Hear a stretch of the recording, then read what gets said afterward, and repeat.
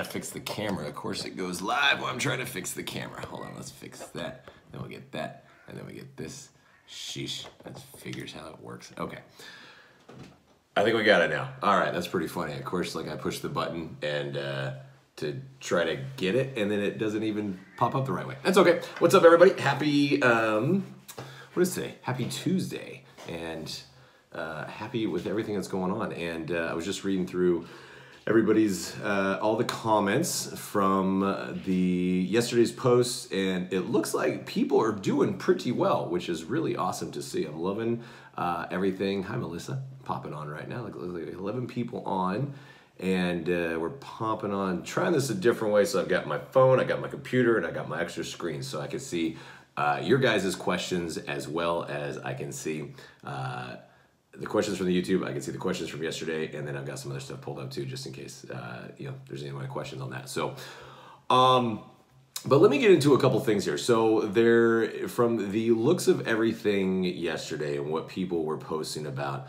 we'll start with the exercise aspects of it first. Now look, let me address this first when it comes to the exercise aspect of it and when it comes to losing weight with Lift 4. So look, when you're lifting weights and when you're starting to lift weights and you start to lift heavier, there's a very good chance that you will gain weight. And I realize for the diet bet, that is not conducive to winning. That's not a good thing. That's not exactly what we were hoping for on that one. So just putting that out there, that is a possibility as you go through this. And because it is only 4 weeks, there is a chance that if you don't have excess weight to lose, and when I say excess weight, I'm talking anything over 15 to 20 pounds of excess weight. Anything under, between 10 to 15, I don't consider excess, and anything under 10 is definitely,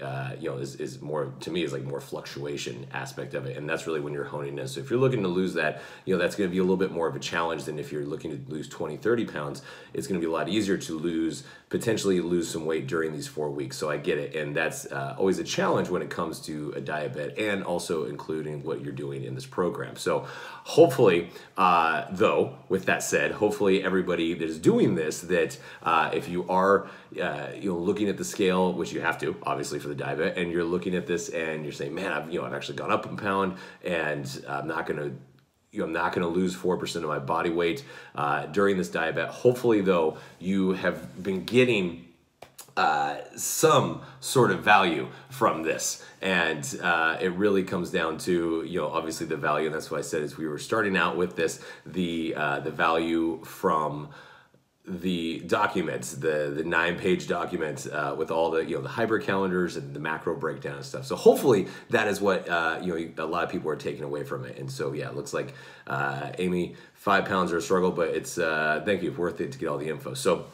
just so you know, I just want everyone to kind of have that in your head as you're going into this, because yeah, you might not lose 4 pounds of your body weight, or 4% of your body weight, and you might not win the diet bet, but hopefully you are going in the direction that you want to. And I realize that this is somewhat can seem somewhat counterintuitive to what I'm always talking about the scale itself and how it can not necessarily work for you. So I get it.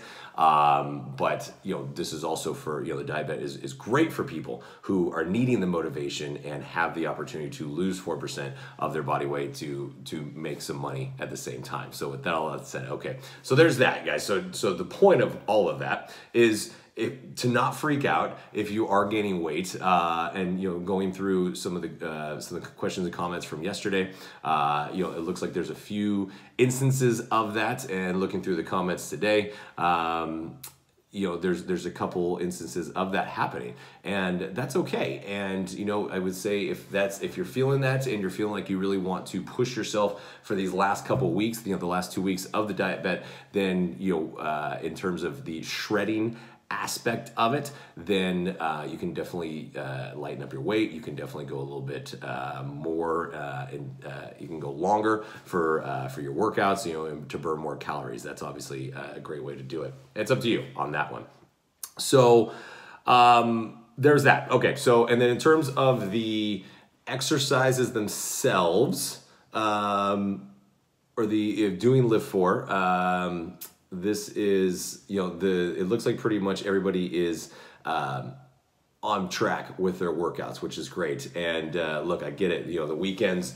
So in terms of exercise, I think we're good. If you guys, if you guys have any questions, I will say this about Lift 4 though. If you have questions about the particular exercise or technique when it comes to weights and weight selection, if you haven't yet, you definitely need to be watching, or I have watched at least once, the How to Lift 4 video in the program material, or not the program materials, in the workout materials. It's right at the top, right before you even scroll into the rest of the workouts. It's right friggin' there. It's How to Lift 4. And most people skip it because they want to get into the workouts, and that's fine, but there's a lot of good information in there.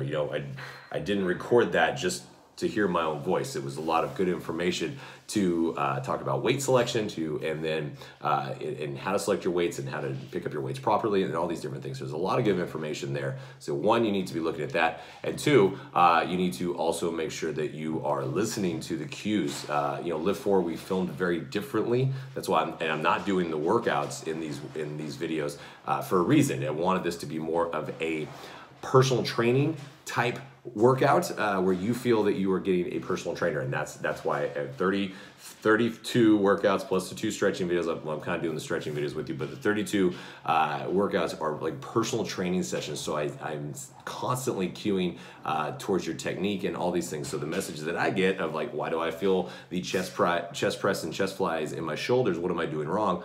Most of the time, I'm going to tell you to go right back and watch the videos again and listen to what I'm saying, and then even film yourself on everything, because most of the time, once you watch it, you're like, oh man, that's exactly what I'm doing wrong. So that's really the main thing when it comes to the exercises about that. But aside from that, it looks like the other, that's the exercise aspect, and then it really still kind of comes down to macros for people. There's still some questions about the macros and how to master macros, and hopefully by now everyone's figured out in terms of your formulas. You've gone through it and you've figured it out. And look, this is a baseline. This is a great opportunity to establish a baseline for you, and that's what you can play with from there. So every single person is different. It also depends on your daily activity level as well. So if you are working out and then you're active all day long, you might have to increase your caloric intake. You might have to increase your macros a little bit. There's a lot of different things, a lot of different aspects to this. So this is very general, and this is meant to give you a chance to really get a baseline established and then go from there. So don't be afraid of playing with it. Don't be if you're starving, add some protein. That's what it says in the worksheet, right? It tells you how to do these things. Let me see, Melissa, mastering or improve understanding the macros. Also, the thing is with macros, it can sound intimidating, especially when there becomes numbers and percentages involved, and people are asking, how do we do this, and how do we figure out our numbers and all this stuff. You guys, use the app. Use the apps. Use MyFitnessPal. Use the Lose It app. That's the one Brienne uses, and she's been using it for years now at this point, and it's so easy because it does all the math, it does all the work for you. All you have to do is put your food into it, and in doing that, that's going to help give you a really good idea of what foods will get you to the percentages that you're looking for. So the whole point of that is it takes all of the guesswork out of it. It really does. And for some of you, like I see Amy is trying to switch from containers to macros. Don't let that intimidate you, because you're switching in terms of you're just stopping the containers. The container system is still based pretty closely on the 30-40-30 macro. That's like what most nutrition plans are based on, you guys. So this is not anything new. The portion control system, the container system with the ultimate portion fix, there's macros in there. It's measured out. They just don't talk about it, but it's there. Okay, so you don't have to think that you're switching from containers to macros. You're not. You're just not going to use the containers anymore and focus more on your macro breakdown. So if you are switching, or if you're stopping the containers, or you're trying to not use the containers, then really need to focus on using the Lose It app, or like I said, the MyFitnessPal, whatever. And it's not a bad thing. The containers are great because they can help you with portion control if that's what you need. So follow that system in its entirety if that's what you're doing. And looking through, let's see if there's anything else.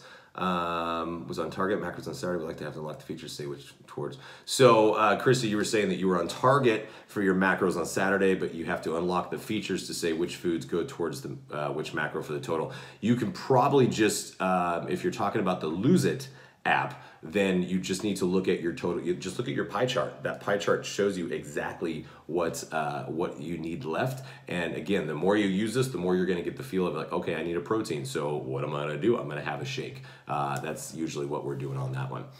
Brianne, if you want to jump in on macros, you can. By the way, you can come over here. You want to bring a chair? I'm going to bring Brianne up because she loves to talk about macros. Let me see. Let me see what tips. Is there even somewhere? Okay. Do you want to share some tips on macros? You can sit in my chair. Hold on.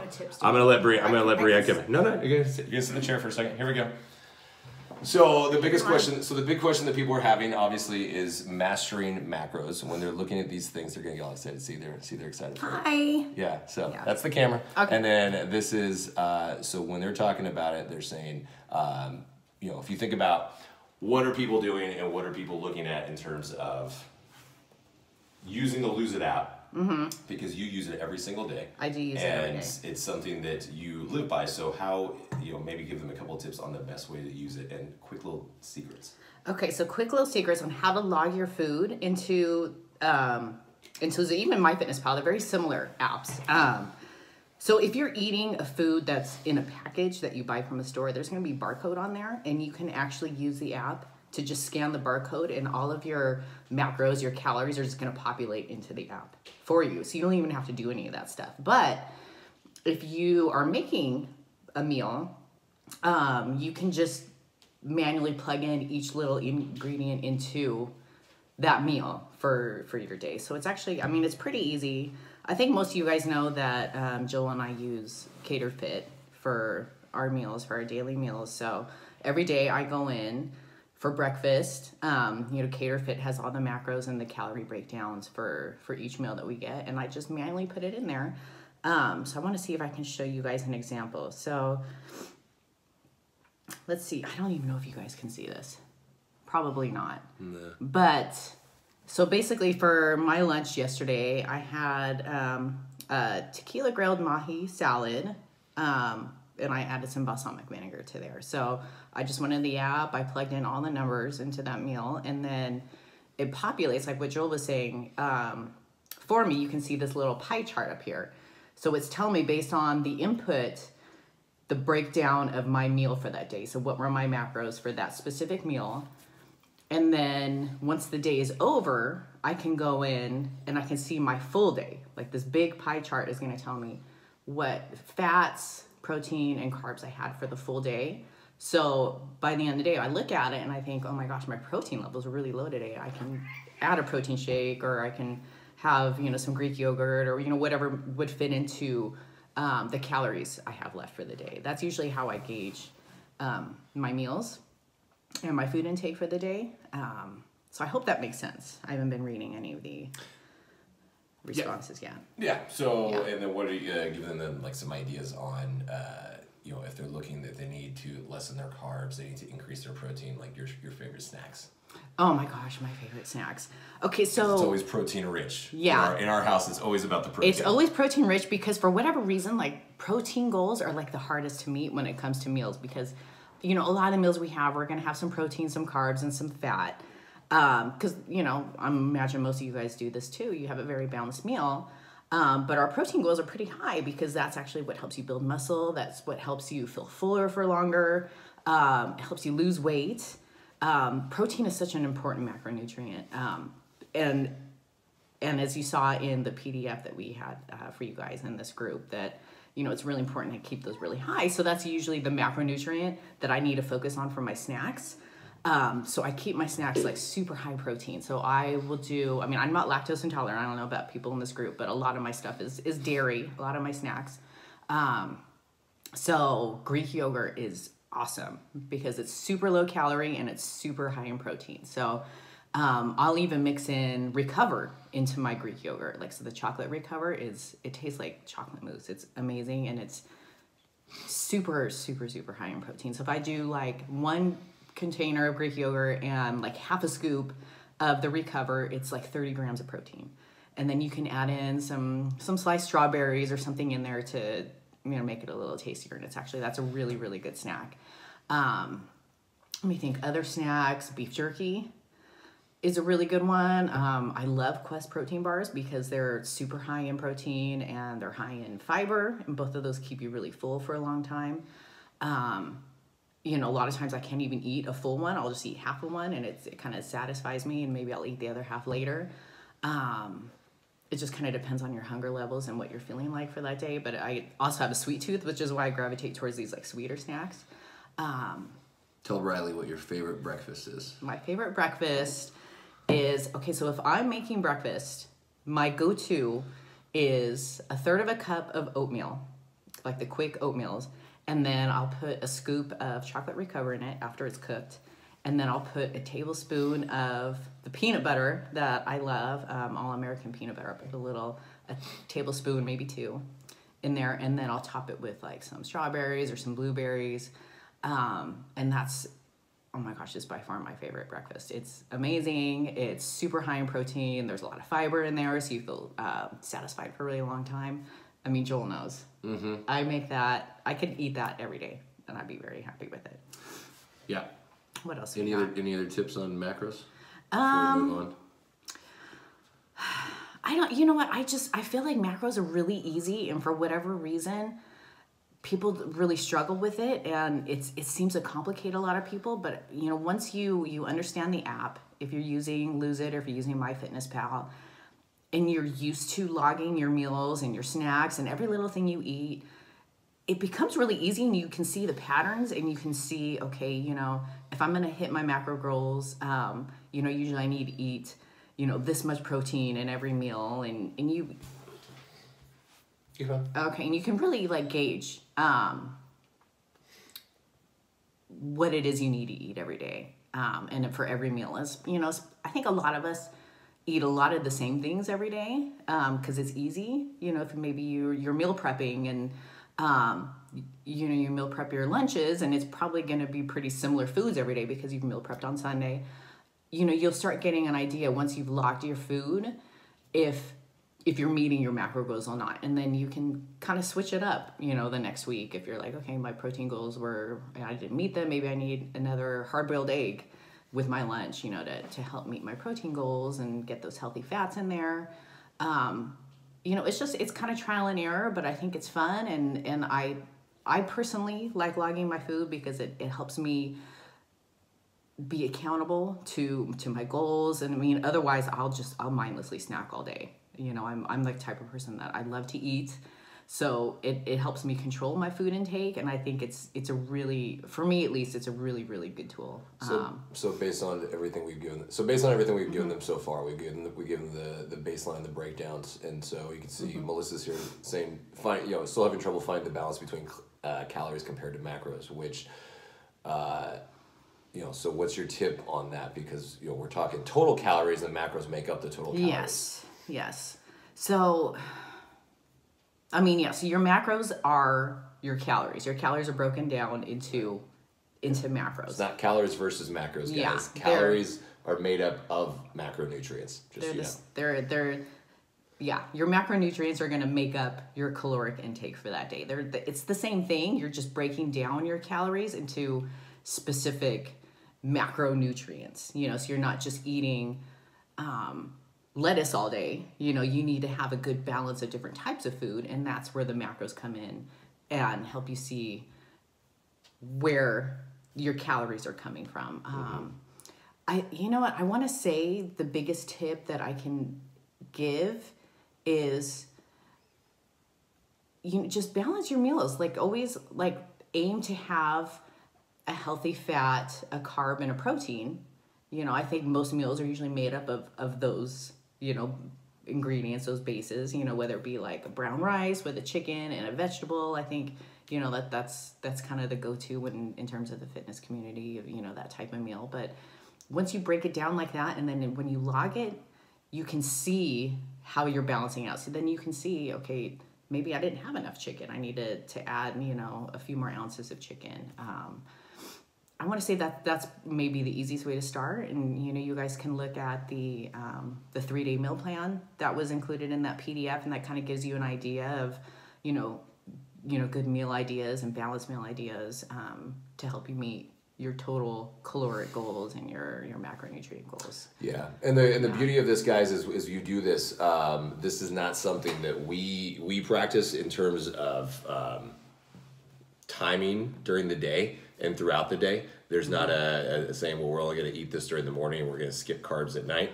That's not how it works. That's the beauty of when measuring these macros out. You don't have to. So if you just go throughout your day and then you're looking at, you know, your dinner and you plan ahead on that, then you don't have to try to put the timing into it. This is something that we believe, that we stand by, you know, that we don't base on our nutrition on timing. It's pretty much, our timing is from the time that we're awake to the time we go to sleep. And Brienne is way better at tracking hers than I do, but and she'll look at that, and her pie chart is how she's tracking it. That's her time, is to do it that way. So that's the beauty of macros, is it takes that guesswork out of it in terms of the whole research of, is it better to eat carbs in the morning or at night, or protein or this, you know, yeah, guys, you could beat that up. But unless you're an endurance athlete or you're about to run an Ironman, or you're doing something that's like super intense that is putting a huge demand on your body, you don't need to worry about this stuff, okay? This is, we're not talking professional athlete stuff. We were just talking about losing some weight and feeling better about yourself. So it's very easy to get inundated and get a little freaked out by everything that you see and everything that you hear and all this stuff that is popular, because that's what you're going to hear about on the news and this and that, like of what's, oh, there's Chloe's head. Yeah. And then Chloe pops in and says hi. It's, you know, just so it's easy to get caught up into the sensationalism of mainstream media and all this stuff. But the whole idea here is to try to simplify it. All right. So it's not as complicated as it sounds like. It really isn't. We promise you it's not. If it was, I wouldn't do it. So, okay. We're going to. Because, I mean, I think, you know, just like a little final thought on all these little fad diets that kind of pop up. Not saying that they don't work, but they're just different ways of tricking you into a caloric deficit. Yeah. That's how you're losing weight, is the caloric deficit. That's really what matters. So if it's low carb or if it's keto or whatever it is, it's really what it comes down to is how many calories you're eating. So, I mean, that's the basis of every successful diet is calories. So however you want to do that, low carb, high protein, high fat, that's kind of up to you, and that's your preference. And you know, I mean, that's... It's 100% up to you guys on that one, but they're called fads for a reason. So, and they're not going to last you long term. This is what we're trying to do here, and we'll continue to do, is even after Diet-Bet. And if you follow me, if you follow Brienne, then you see that this is all we ever talk about is sustainable practices and developing consistency. So I know the Diet-Bet is only 4 weeks. And again, it's also based on the scale, so that really freaks people out a little bit. But it's you know, this is just a chance to keep going on it. So, but aside from that, everyone's doing amazing, so keep doing it. I'll post this link again so people can go back and watch this. I want to keep it short. 23 minutes, so we'll sign off on this one. And just keep posting your comments in the Diet-Bet. And you know, in terms of what's next, I'm working on something for February. Can't announce it yet, but you know, I gotta do a couple more things and then we'll get it going. So and that, say bye everybody. Here's Chloe. Yeah. Chloe, we'll say goodbye to you. Say bye, Chloe. She's not going to be happy with us on that one. Okay. All right. Thanks. Thanks, everybody. Talk to you guys later. Bye, guys.